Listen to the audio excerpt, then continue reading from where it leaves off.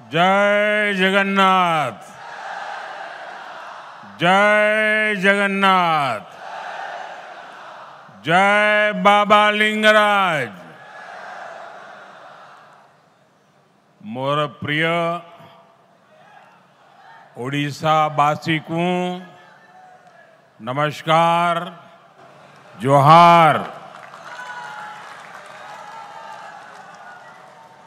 ओडिशा के राज्यपाल हरिबाबू जी, हमारे लोकप्रिय मुख्यमंत्री मोहन चरण मांझी जी,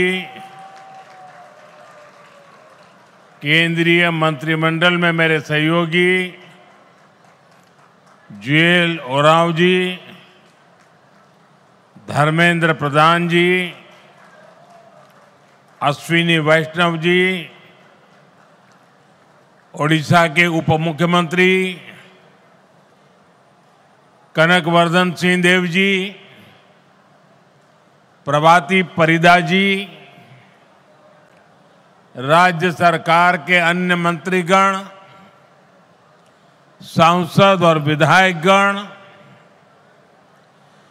और ओडिशा के मेरे सभी भाइयों और बहनों, आज 20 जून का ये दिन बहुत विशेष है। आज ओडिशा की पहली बीजेपी सरकार ने सफलता के साथ 1 साल पूरा किया है। ये वर्षगांठ सिर्फ सरकार की नहीं है, ये सुशासन की स्थापना की वर्षगांठ है। यह 1 साल जन सेवा और जन विश्वास को समर्पित है। ये ओडिशा के करोड़ों मतदाताओं के विश्वास पर खरा उतरने के ईमानदार प्रयास का एक शानदार वर्ष है। मैं ओडिशा की जनता का, आप सभी का हृदय से अभिनंदन करता हूं। मैं मुख्यमंत्री श्रीमान मोहन मांझी जी और उनकी पूरी टीम को भी बहुत बहुत बधाई देता हूं। आप सभी ने प्रशंसनीय काम करके ओडिशा के विकास को नई गति दी है। साथियों, ओडिशा सिर्फ एक राज्य भर नहीं है, ये उड़ीसा भारत की विरासत का दिव्य सितारा है।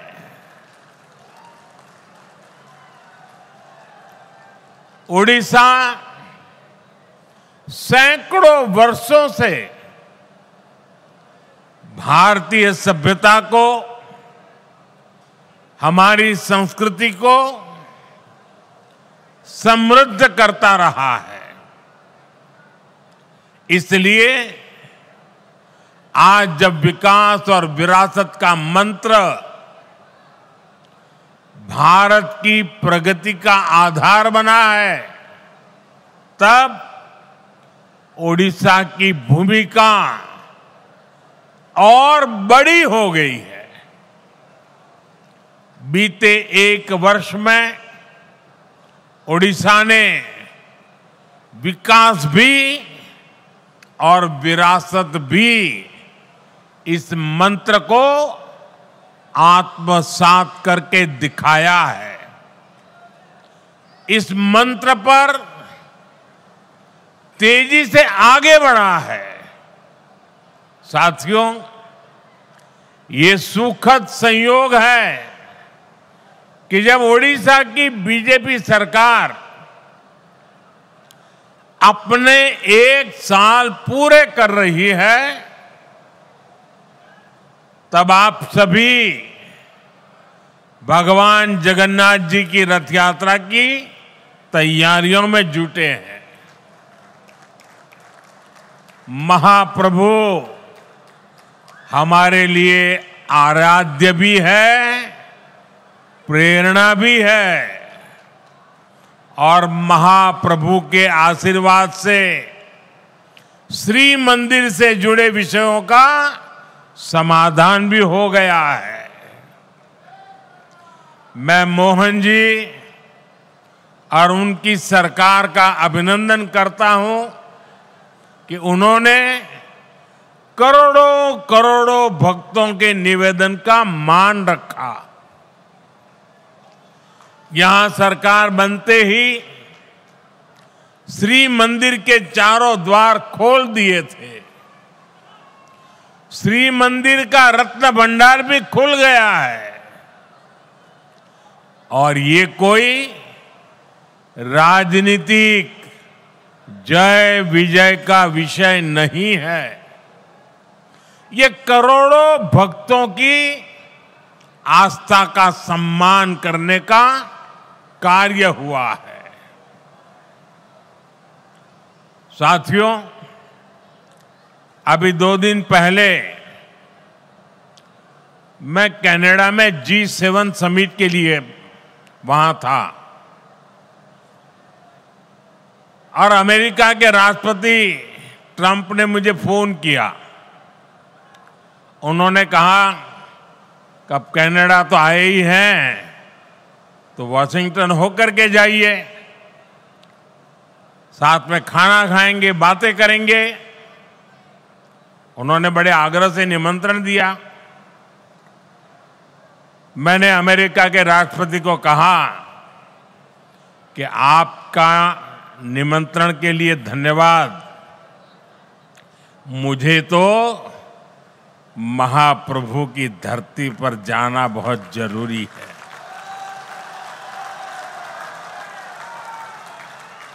और इसलिए मैंने उनके निमंत्रण को नम्रता पूर्वक मना किया और आपका प्यार, महाप्रभु की भक्ति मुझे इस धरती पर खींच करके ले आई है।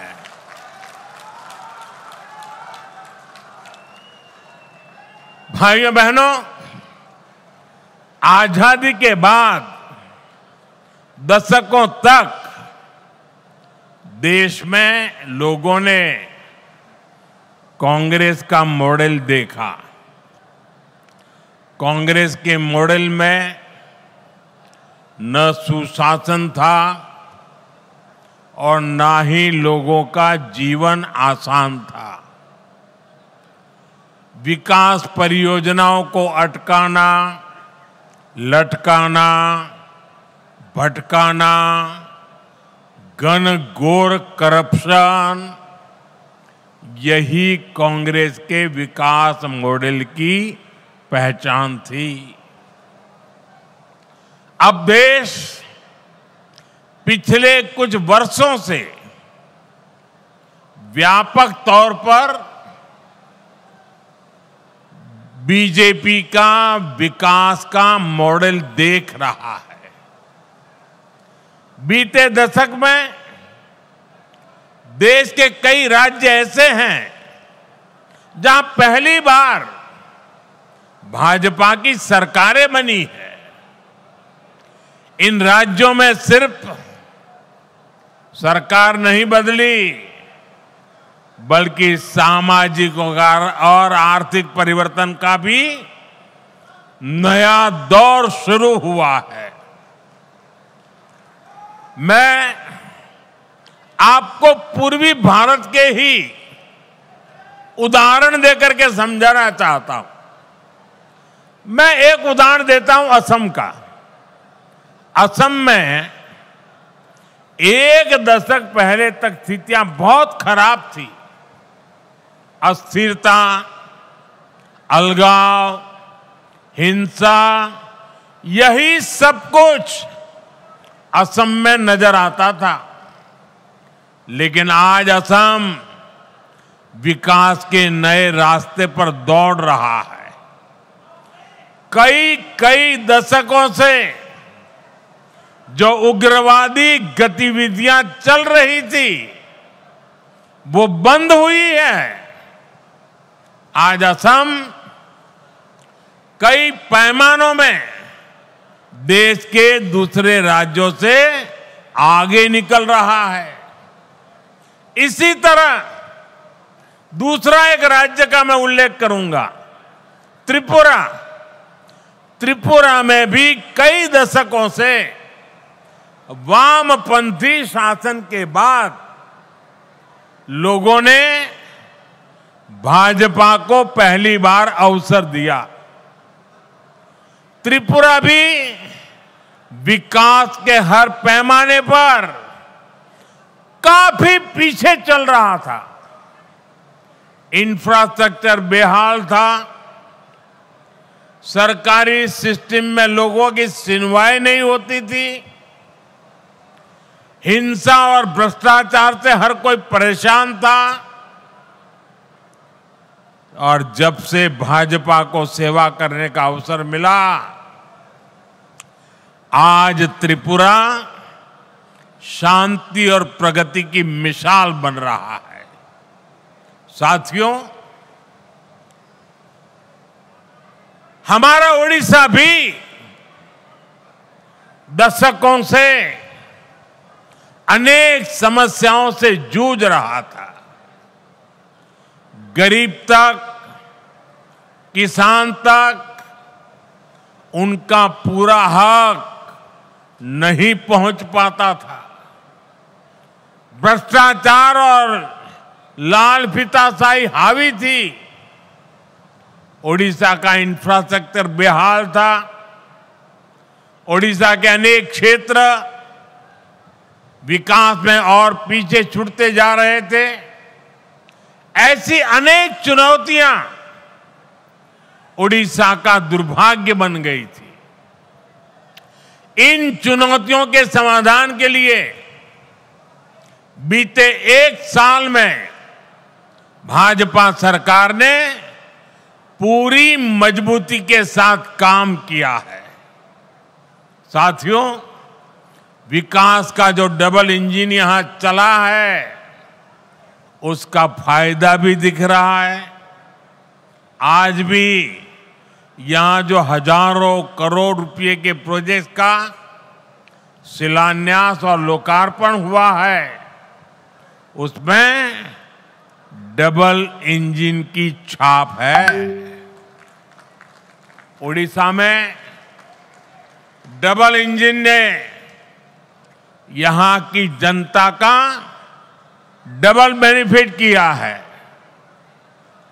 मैं एक उदाहरण देता हूं। आप भी जानते हैं, लंबे समय तक ओडिशा के लाखों गरीब परिवार आयुष्मान योजना से बाहर थे। आज आयुष्मान भारत जन आरोग्य योजना और गोपबंधु जन आरोग्य योजना, दोनों इंजन यहां चल रहे हैं। इससे ओडिशा के करीब 3 करोड़ लोगों को मुफ्त इलाज का लाभ मिलना तय हुआ है। और सिर्फ ओडिशा के अस्पतालों में ही नहीं, बल्कि अगर देश के दूसरे राज्यों में भी यहां से कोई काम करने गया है तो वहां भी जरूरत पड़ने पर उसको मुफ्त इलाज मिलना शुरू हुआ है। मैं देख रहा हूं, मैं मेरा जन्म गुजरात में हुआ और हमारे यहाँ सूरत में एक प्रकार से मैं कहूँगा कि आप 2 कदम चले और कोई न कोई उड़िया आदमी मिलेगा आपको। इतने उड़ीसा के लोग सूरत में रहते हैं। अब इस योजना का लाभ सूरत में रहने वाले मेरे उड़ीसा के भाई बहनों को भी मिलेगा। अभी तक उड़ीसा के जिन 2 लाख लोगों का इलाज इस योजना के तहत हुआ है, उसमें अनेकों लोगों ने देश के 1 दर्जन से ज्यादा राज्यों में मुफ्त इलाज पाया है। 1 साल पहले तक इतने सारे साथियों को मुफ्त इलाज की ऐसी सुविधा संभव ही नहीं थी। इस डबल इंजन के साथ सोने पर सुहागा वाली बात भी हुई है। यहां ओडिशा में 70 साल से ऊपर के 23 लाख से ज्यादा बुजुर्ग हैं। उन्हें प्रधानमंत्री वय वंदना योजना के माध्यम से 5 लाख रुपए तक का मुफ्त इलाज मिलना पक्का हुआ। यानी सामान्य परिवारों की बहुत बड़ी चिंता कम करने का काम हमारी सरकार ने किया है। इसी तरह पहले उड़ीसा के किसानों को किसान सम्मान निधि का पूरा लाभ नहीं मिल पाता था। जब उड़ीसा के किसानों को केंद्र और राज्य दोनों की योजनाओं का डबल लाभ मिलना शुरू हो गया है। हमने किसानों को धान का अधिक मूल्य देने की जो गारंटी दी थी, उसका भी लाखों धान किसानों को लाभ मिला है। साथियों, केंद्र की ऐसी कई योजनाएं हैं जिनका पूरा लाभ पहले उड़ीसा को नहीं मिल पाता था। आज केंद्र और राज्य दोनों सरकारों की योजनाओं का बेनिफिट लोगों को मिल रहा है। यही नहीं, चुनाव के दौरान जो भी गारंटियां माताओं, बहनों, किसानों और नौजवानों को हमने दी थी, उनको तेज गति से जमीन पर उतारा गया है। साथियों, हमारी सरकार की एक बहुत बड़ी उपलब्धि वंचितों के सशक्तिकरण की रही है। उड़ीसा में तो बहुत बड़ी संख्या में हमारा जनजातीय समाज रहता है, लेकिन दुर्भाग्य से अतीत में आदिवासी समाज को निरंतर उपेक्षा मिली। उनके हिस्से में पिछड़ापन रहा, गरीबी रही, अभाव रहा। लंबे समय तक जिस पार्टी ने देश पर शासन किया, उसने आदिवासियों को अपनी राजनीति के लिए इस्तेमाल किया। इन लोगों ने आदिवासी समाज को न विकास दिया, न भागीदारी दी। इन लोगों ने देश के बड़े हिस्से को नक्सलवाद, हिंसा, अत्याचार की आग में धकेल दिया। साथियों, हालात ये थे कि 2014 से पहले तक देश में 125 से अधिक आदिवासी बाहुल्य जिले नक्सली हिंसा की चपेट में थे। आदिवासी क्षेत्रों को रेड कॉरिडोर के नाम पर बदनामी दी गई थी। इनमें से अधिकतर जिलों को पिछड़ा घोषित करके पल्ला झाड़ लिया गया था। भाइयों बहनों, बीते वर्षों में हमने आदिवासी समाज को हिंसा के माहौल से बाहर निकालकर विकास के नए पथ पर ले जाने का काम किया है। भाजपा सरकार ने एक तरफ हिंसा फैलाने वालों के खिलाफ सख्त एक्शन लिया, दूसरी तरफ आदिवासी क्षेत्रों में विकास की नई गंगा बहाई। इसी का नतीजा है कि आज नक्सली हिंसा का दायरा देश में 20 से भी कम जिलों तक सिमट गया है और जिस तेजी से कार्रवाई हो रही है उससे बहुत जल्द ही आदिवासी समाज को हिंसा से मुक्ति मिलेगी। देश में नक्सलवाद खत्म होगा और ये मोदी की गारंटी है।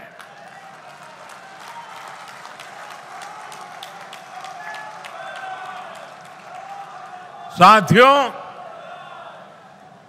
आदिवासी साथियों के सपने पूरे करना, उन्हें नए अवसर देना, उनके जीवन से मुश्किलें कम करना हमारी सरकार की प्राथमिकता है। इसलिए पहली बार जनजातीय विकास के लिए 2 बहुत बड़ी राष्ट्रीय योजनाएं देश में बनी है। इन 2 योजनाओं पर 1 लाख करोड़ रुपए से भी ज्यादा खर्च किए जा रहे हैं। पहली योजना है धरती आबा जनजातीय ग्राम उत्कर्ष अभियान। बिरसा मुंडा जी के नाम पर इसको रखा गया है। इसके तहत देश भर में 60,000 से अधिक आदिवासी गांवों में विकास के काम किए जा रहे हैं। यहां ओडिशा में भी कहीं आदिवासियों के लिए घर बन रहे हैं, रोड बन रहे हैं, बिजली पानी की सुविधाएं बन रही है। यहां ओडिशा के 11 जिलों में 40 आवासीय विद्यालय भी बन रहे हैं। केंद्र सरकार ने इस पर भी सैकड़ों करोड़ रुपए खर्च कर रही है। साथियों, जो दूसरी योजना है उसका नाम है पीएम जनमन योजना। इस योजना की प्रेरणा ओडिशा की धरती से आई है। देश की पहली आदिवासी महिला राष्ट्रपति ओडिशा की बेटी आदरणीय द्रौपदी मुर्मू जी ने इस योजना के लिए हमें मार्गदर्शन दिया है।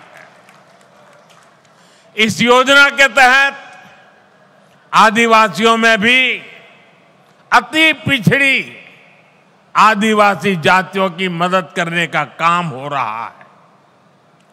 इनकी अनेक छोटी छोटी आदिवासी बस्तियों में सैकड़ों करोड़ रुपए के काम हो रहे हैं। साथियों, ओडिशा में बहुत बड़ी संख्या में हमारे मछुआरे साथी रहते हैं। उनके लिए भी पहली बार पीएम मत्स्य संपदा योजना, बहुत बड़ी योजना, देशव्यापी योजना बनाई गई है। पहली बार मछुआरों को भी किसान क्रेडिट कार्ड की सुविधा मिली है। केंद्र सरकार 25,000 करोड़ रुपए का एक विशेष फंड बनाने जा रही है। इसका भी बहुत बड़ा लाभ उड़ीसा में समंदर के तट पर रहने वाले साथियों को होगा, हमारे नौजवानों को होगा। साथियों, 21वीं सदी के भारत के विकास को पूर्वी भारत से ही गति मिलेगी। ये पूर्वोदय का कालखंड है। इसी भाव के साथ हम ओडिशा सहित पूरे पूर्वी भारत के विकास में जुटे हैं। 1 साल पहले यहां भाजपा सरकार बनने के बाद इस अभियान में और गति आ गई है। ओडिशा के पारादीप से लेकर झारसुगुड़ा तक औद्योगिक क्षेत्र का विस्तार हो रहा है। इससे ओडिशा में मिनरल्स और पोर्ट लेड इकोनॉमी को बल मिल रहा है। ओडिशा में रोड, रेल और एयर कनेक्टिविटी पर केंद्र सरकार हजारों करोड़ रुपए खर्च कर रही है। पारादीप में मेगा ड्यूएल फीड क्रैकर और डाउनस्ट्रीम यूनिट इसकी स्थापना हो। चंडीखोल में क्रूड ऑयल स्टोरेज फैसिलिटी हो। गोपालपुर में एलएनजी टर्मिनल का निर्माण हो। ऐसे अनेक कदम ओडिशा को एक बड़े इंडस्ट्रियल स्टेट के रूप में स्थापित करेंगे। यहां पेट्रोलियम, पेट्रोकेमिकल्स, टेक्सटाइल और प्लास्टिक से जुड़े उद्योगों को बल मिलेगा। इससे छोटे और लघु उद्योगों का बहुत बड़ा नेटवर्क यहां बनेगा। ये नौजवानों के लिए रोजगार के लाखों नए अवसर लेकर आएगा। बीते वर्षों में ओडिशा में पेट्रोलियम और पेट्रोकेमिकल्स के सेक्टर में ही करीब 1.5 लाख करोड़ रुपए का निवेश हो चुका है। ओडिशा भारत का पेट्रोकेमिकल हब बनने की तरफ तेजी से आगे बढ़ रहा है। साथियों, बड़े लक्ष्य पाने के लिए हमें बहुत दूर तक देखना होता है, दूरदृष्टि रखनी होती है। यहां जो हमारी भाजपा सरकार है वो सिर्फ 1 साल की उपलब्धियां और 5 साल बाद क्या होगा इतने तक सीमित नहीं है। वो आने वाले दशकों के लिए ओडिशा के विकास के रोड मैप क्या होगा इसके पर काम कर रही है। ओडिशा सरकार ने 2036 के लिए, जब ओडिशा राज्य 100 साल का होगा, उन्होंने उसके लिए विशेष प्लान बनाया है। ओडिशा भाजपा सरकार के पास 2047 के लिए भी रोड मैप है। जब देश की आजादी के 100 वर्ष पूरे होंगे, मैं ओडिशा विजन 2036 को देख रहा था। उसमें बहुत ही महत्वाकांक्षी संकल्प तय किए गए। मुझे पक्का भरोसा है कि ओडिशा के प्रतिभाशाली और मेहनती नौजवानों के सामर्थ्य से हर लक्ष्य को आप जरूर प्राप्त करेंगे। हम सभी मिलकर ओडिशा को विकास की नई बुलंदी तक पहुंचाएंगे। इसी वायदे के साथ एक बार फिर आप सभी को बहुत बहुत शुभकामनाएं। समस्त को पुणी थरे मोर नमस्कार, जोहार। जय जगन्नाथ, जय जगन्नाथ, जय जगन्नाथ।